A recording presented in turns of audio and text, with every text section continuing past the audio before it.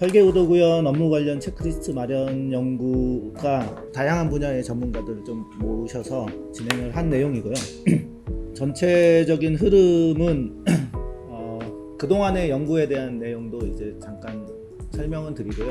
그리고 궁극적으로는 그러면 설계의도구현 업무 범위와 대가 기준이 어떻게 되는지에 대해서 이제 설명하는 거는 이제 신민강 소장 선생님께서 이제 진행하는 걸로 이렇게 하겠습니다. 배경이 되는 것들은 많이 아시고 계시기는 한데, 지금 뭐 감리 제도가 이제 분리되고 이게 일반화 보편화되다 보니 현장에 설계자가 이제 참여하지 못하는 사태가 이제 지속되어져 왔던 거고요.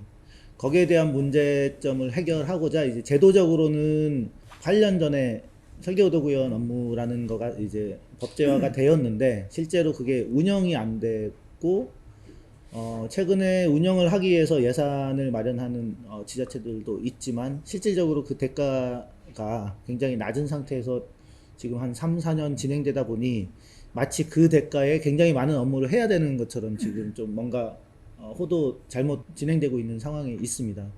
근데 그런 상황에서 그러면 진행된 업무, 저가로 진행된 그 업무 범위에 대해서 그러면 이만큼 해야 되느냐에 대한 문제들도 있는 거고요.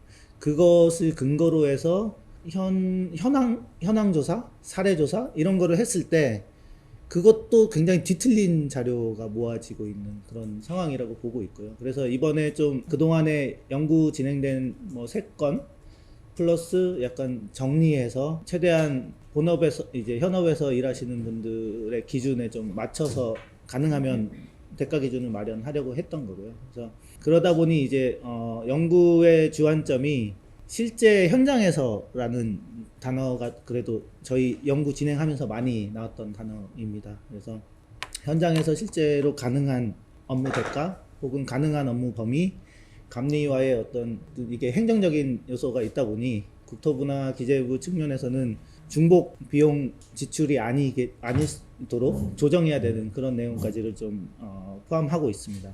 그래서 실제로 이제 감리 설계 의도구현이 이제 중복이 아니냐라는 이야기가 아직까지도 지금 이야기가 나오고 있는 상황이고요.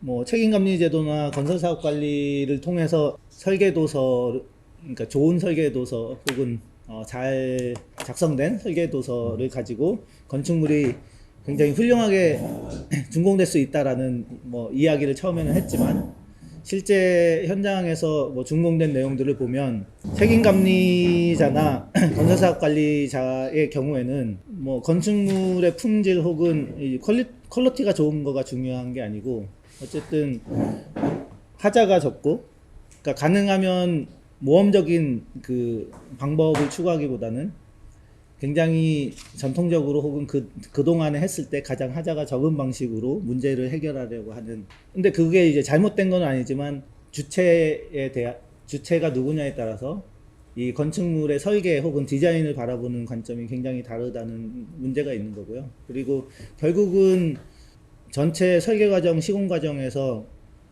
디자인 관련된 이야기를 그러니까 그거를 어쨌든 간에 지키려고 노력하는 사람은 발주처도 아니고 시공자도 아니고 감리자도 아니고 건설사업 관리자도 아니고 유일하게 설계자밖에는 없다라는 거고요. 그렇기 때문에 설계의도구현에서 설계자가, 그러니까 그 공사 과정에서 설계의도 구현 업무가 없이 감리나 뭐 이런 걸로만 전체 건축물이 절대로 관리될 수 없다라는 게 이제 건축서비스산업진흥법이 제정되게 된 이유인 것 같고요. 저희가 어쨌든 논리 구도를 마련하기 위해서 여러 가지 논의를 했었는데 우리가 자동차 목업을 한번 생각을 해보시면, 그 시제품이 어쨌든 양산되기 위해서는 뭐 수백 번의 목업 과정에 디자이너가 직접 뭐 깎아서 만들고 이런 과정이 사실은 거쳐지는 걸로 다 알고 있는 걸로 알고 있습니다. 그래서 근데 그에 반해서 이제 건축물은 단 한 번, 이제 똑같은 건축물도 뭐 거의 없고요. 그래서 단 한 번 지어지는데 거기에 대한 뭐 목업, 뭐 부분 목업은 있지만 전체 건물에 대한 목업 없이 그게 이제 준공이 되어야 된다는 그런 현실적인 문제가 있기 때문에, 그러면은 자동차 같은 이런 제품, 시제품 만들 때는 그 이렇게도 깎아보고 뭐 미세한 차이들을 수없이 많이 반복해서 모형을 통해서 그거를 증빙하고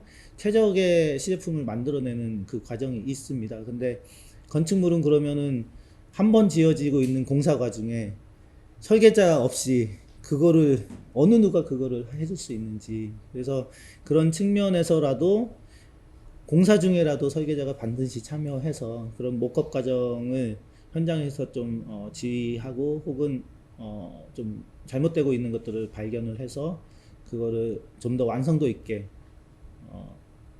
그 완성시켜가는 그런 과정이 반드시 필요하다라는 거고요.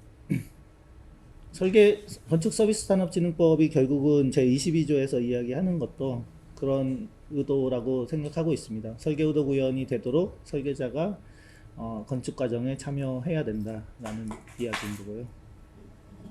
그래서 관련해서 서울시에서도 뭐 지금은 대가 기준을 마련해서 이제 활용하고 있는데, 그 실제로 설계의도 구현 업무를 이제 실행하려고 했더니 이제 문제점이 이제 크게 세 가지 정도로 이제 나왔다고 내부적으로 연구가 된 내용이 있습니다. 그래서 설계자 시공 참여에 대해서 실질적으로 뭐 설계자가 이제 현장에서 뭔가 역할을 할 수 없는 그런 풍토라는 거가 하나가 있고요.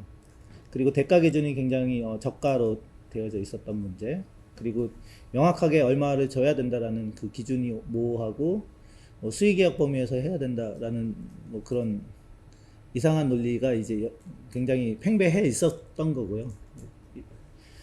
그리고 업무 범위가 이제 명확하지 않아서 뭐 감리 업무를 마치 다 시켜버리는 그런 상황들도 많이 생겼던 것 같습니다.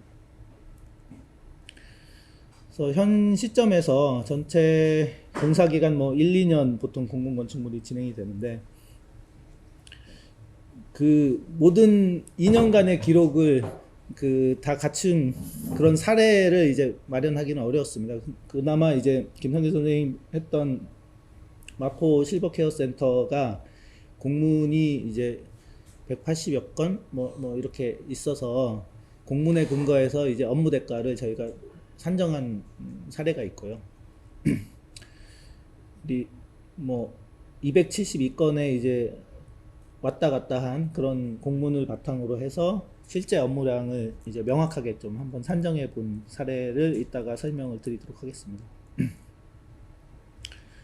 그래서 공공건축 설계의도 구현 업무 수행 지침을 이제 국토부에서 2020년도에 마련했습니다.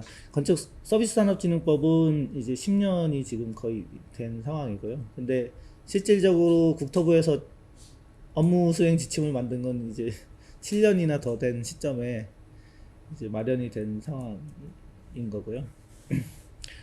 그러니까 법의 이제 제도화가 됐음에도 이제 실제로 그게 어떻게 이제 구체적으로 실행되어야 되느냐에 대한 것은 국토부에서 만들어야 됐음에도 손 놓고 있는 거에 대해서 어느 누구도 이의 제기를 안 했던 게 어떻게 보면 저희 문제점이 이었다고 보고요.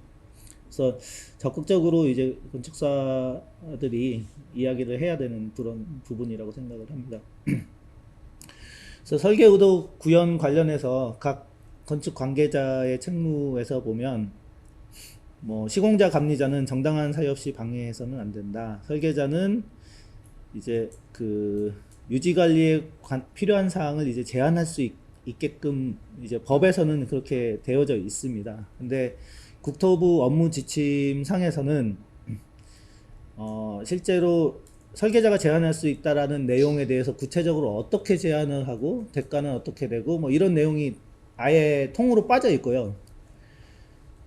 그냥 단순히 굉장히 피동적으로 뭐 요청하면은 대응하는 식으로 이제 수동적으로 지금 작성이 되어져 있습니다. 그래서 그 부분도 향후에는 보완이 필요하지 않을까 생각을 하고 있고요. 그래서 좀 더 구체적으로 살펴보면 그러니까 설계도서의 해석과 자문에 대한 업무, 설계도서 관련 질의에 대한 답변, 별도 용역에 대한 협조, 설계 의도와 기술적 사항에 대한 설명, 상세 시공 도면에 대한 검토, 설계도서 변경에 대한 검토, 그리고 둘째 항목으로 현장 여건 변화 및 업체 선정에 따른 자재와 장비의 치수, 위치, 재질, 질감, 색상 등의 선정 및 변경에 관한 검토 보완에 관한 업무로 이제 그 국토부 지침상에서는 요 두 가지 업무로만 크게 규정이 되어져 있습니다. 근데 실제로 법상에서는 이제 설계자가 현장에서 뭔가 문제가 있거나 혹은 유지관리에 문제가 있다고 판단되는 사항에 대해서는 제한할 수 있게끔 되어져 있거든요. 근데 그 내용이 아예 통으로 빠져 있음을 알 수 있습니다. 그래서 법에서는 설계자가 설계의도 구현을 위하여 건축주, 시공자, 감리자에게 필요한 사항을 제한할 수 있도록 규정하고 있습니다. 그래서 그 부분이 향후에는 좀 이제 적극적으로 어필을 해서 이게 반드시 다시 지침 안에 들어갈 수 있도록 해야 될 것 같습니다.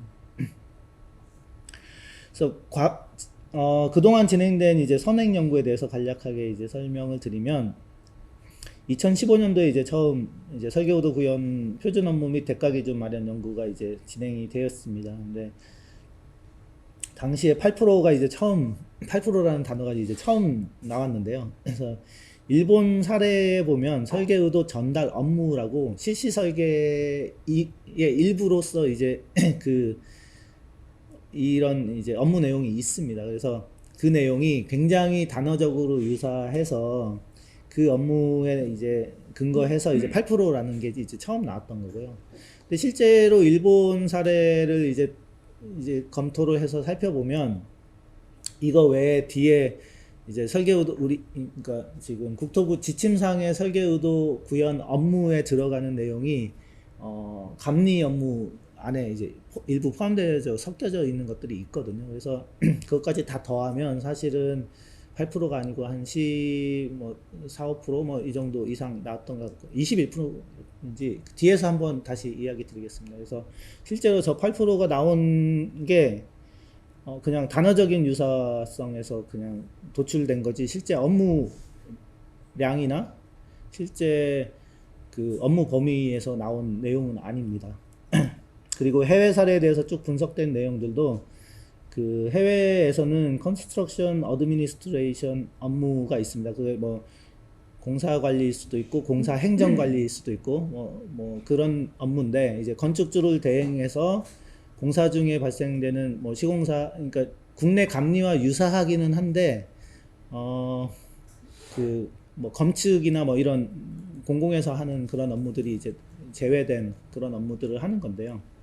그래서 국내는 감리자가 이제 해외에서 하는 CA 업무의 상당수를 하고 있기 때문에 그러니까 그런 부분들이 이제 빠지면 실제 이게 설계의도 구현이라고 지칭할 수는 없을 것 같고요. 그 뭐 절반이거나 혹은 절반이 안 되는 그런 금액으로 판정하는 게 더 맞을 것 같고요.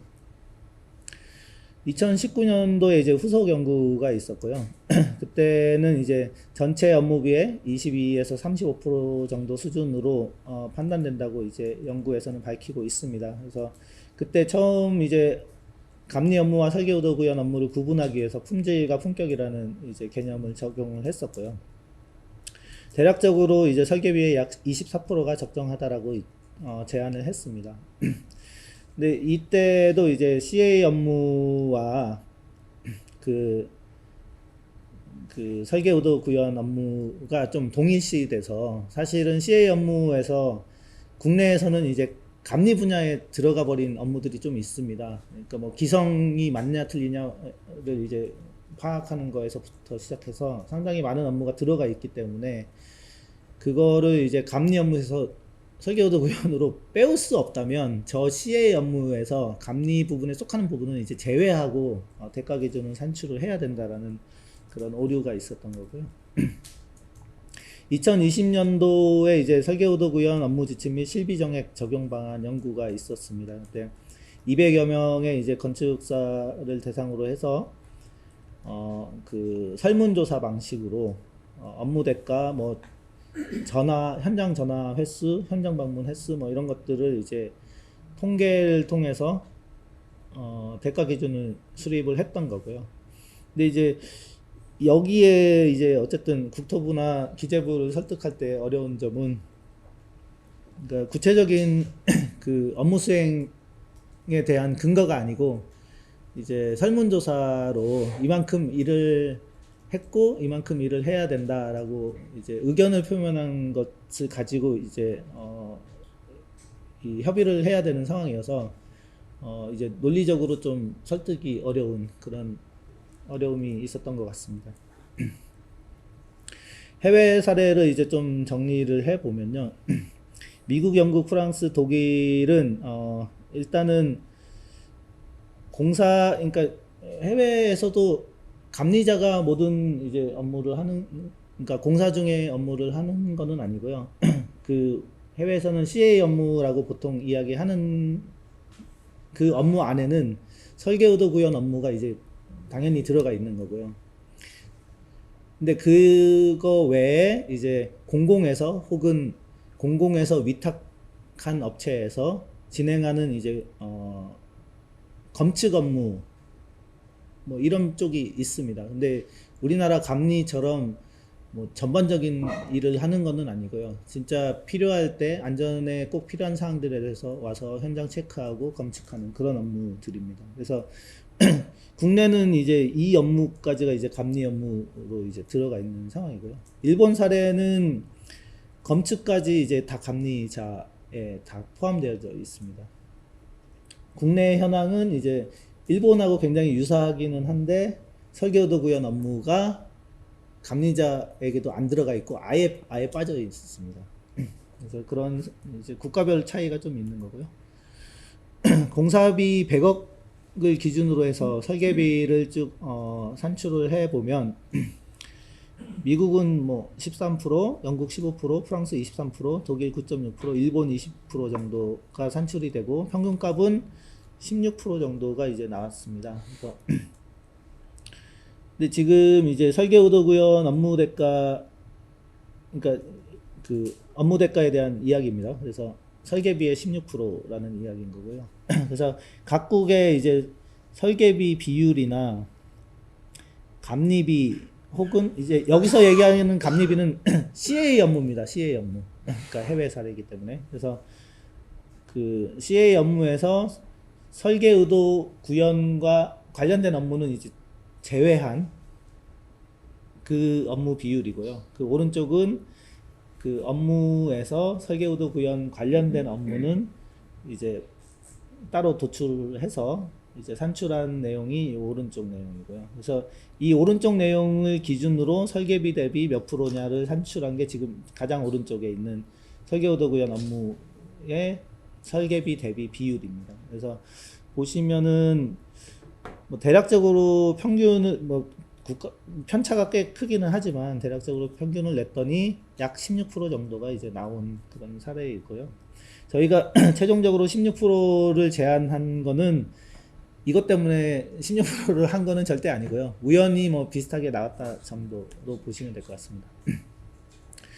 설계 의도 구현 관련해서 이제 지자체 현황은 대부분의 지자체가 뭐 자체적인 기준을 가지고 있지 못하고요. 유일하게 서울시만 자체적으로 요율표를 가지고 있습니다.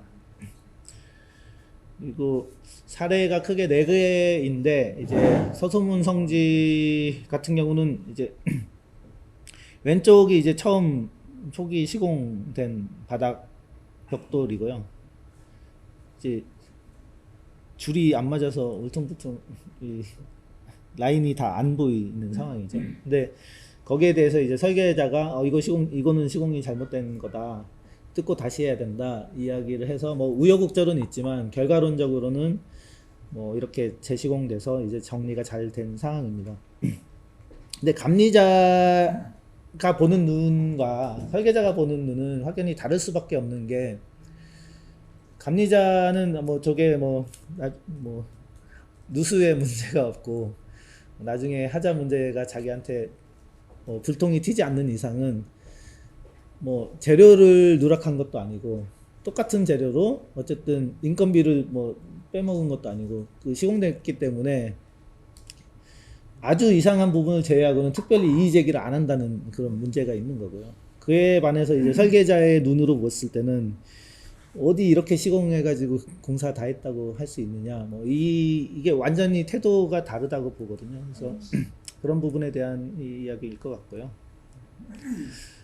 서울 시립 마포 실버케어 같은 경우에는 이제 자료가 이제 국토부나 기재부와 논의하기 아주 좋게 272건의 이제 수신 공문, 발신 공문이 이제 유지가 되었고요. 그래서 이 내용을 근거로 해서 그러면 구체적으로 예를 들면 1월 21일 회의록에서 건축 분야 알루미늄 창호 색상을 결정하는데 뭐 어떤 논의를 해서 어느 정도의 인건비가 투입됐다라는 정도로 이제 추정할 수 있게끔 자료가 나오기 때문에 그거를 바탕으로 해서 그래서 돈이 이만큼이 받아야 정상입니다라는 이야기를 할 수 있다는 거거든요. 그래서 이 표에 대한 거는 이제 최종 보고서 뒤에 이제 별첨으로 들어가 있고요. 그래서 물론 뭐 이거를 더 뜯어보면은 아주 세세하게 뭐 다 뭐 업무 대가를 산출을 할 수 있지만 기본적으로는 이제 각 5조, 6조, 7조, 8조, 9조, 10조의 현장 방문을 했느냐 안 했느냐 혹은 추가 도면을 그렸느냐 안 그렸느냐 뭐 이런 거를 가지고 아주 촘촘하게 경우의 수를 따져서 대가 기준을 마련한 게 이제 신민관 선생님께서 그 수고스러움을 이제 해 주신 거고요. 그래서 그거는 이따가 설명해 주실 것 같습니다. 그래서 뭐 여기서도 사실은 굉장히 많은 그 마감에 따른 마감 퀄리티에 대한 이야기가 있었는데 이제 가장 쟁점사항은 루프를 이제 벽돌로 전체 마감을 꼭 해야 되느냐 뭐 징크로 해야 되지 않겠느냐 뭐 이런 이야기가 있었는데 어쨌든 설계자가 뭐 발주처 시공자 감리자를 실제 벽돌로 마감된 루프를 벽돌 마감되어져 있는 현장까지 이제 답사까지 시켜가면서 설득을 해서 이제 완성된 사항이고요. 그래서 일반인 그러니까 국토부나 뭐 이런 이제 비설계자가 봤을 때는 왜 이렇게까지 해야 되느냐라는 이야기가 있을 수는 있지만 근데 결과론적으로 뭐 건축물이라는 게 우리나라는 좀 수명이 짧긴 하지만 50년, 100년 기본으로 간다고 생각을 하면 이게 시간이 지나면 더 가치가 높아질 거라고 생각이 들고요. 그러니까 그 약간은 문화적인 차이도 없잖아 있을 수는 있는데요. 그러니까 한국적인 마인드에서는 너도 좋고 나도 좋고 둘 다 좋은 게 좋은 거다라는 인식이 좀 있는데 이제 그에 반해서 이제 뭐 서양이나 뭐 이쪽에서는 무조건 이거 아니면 안 된다라고 이제 약간 좀 편집증적인 그런 고집을 부리는 경우들이 많이 있는데 그러니까 건축물의 퀄리티를 높이려면 약간은 그런 총대를 메고 나아가는 사람이 없으면 사실은 A도 좋고 B도 좋고 C도 좋은 건축물이라는 거는 절대 있을 수 없을 것 같거든요. 그래서 누군가는 싸워서 본인의 의지를 이제 좀 관철을 시켜야 좋은 건축물이 나올 수 있다고 생각을 하고 그렇기 때문에 이제 유일하게 디자인적으로 싸울 수 있는 사람이 설계자이기 때문에 설계의도 구현 업무가 이제 그만큼 중요하다라고 이야기할 수 있을 것 같습니다. 그래서 건축물의 품격 완성도는 시공자, 감리자, 사업관리단은 품질과 공기에 대해서만 이제 관심을 갖기 때문에 설계자가 아니면 완성도에 대해서 뭐 책임감을 갖는 사람은 없다라는 거를 좀 강조해야 될 것 같습니다. 그래서 춘천시청사 사례에서도 뭐 같은 이야기는 계속 뭐 마감에 대해서 마감 퀄리티나 뭐 이런 거에 대해서 이제 많은 업무들을 했던 거고요. 근데 특히나 뭐 이제 좀 다른 이야기로 하자고 하면 그러니까 굉장히 이종 보통 중급으로 이제 모든 계약이 보편적으로 이루어지고 있다 보니 근데 상급과 중급의 차이는 중급에서는 천정도면도 안 그리거든요. 그러니까 그게 사실은 그렇게 해서 어떻게 설계의도 구현이 그러니까 아니 설계의도 구현이 시공자가 설계 의도를 어떻게 알 수 있느냐는 거죠. 도면이 아예 안 그려져 있는데 그래서 이때 주로 이제 이야기 나온 거는 기본이 상급으로 다 깨야 된다. 요율 대가 기준이. 그러니까 요즘 시대에 중급으로 납품하는 게 말이 되느냐.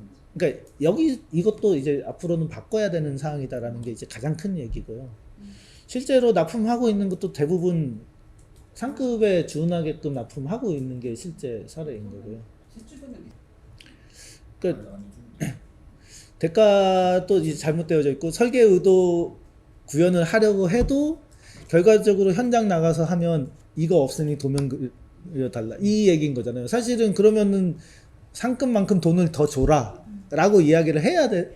그게 더 맞는, 현실적으로 맞는 이야기인 것 같거든요. 그래서 그 부족한 수준의 설계 도서를 그러면 그렇다고 해서 설계 의도 구현 업무 수행자가 저 상급만큼, 중급과 상급의 차이가 이제 100억이면은 한 공사비의 20% 정도였던 거였었거든요. 아니, 공사비가 아니고 설계비의 20%.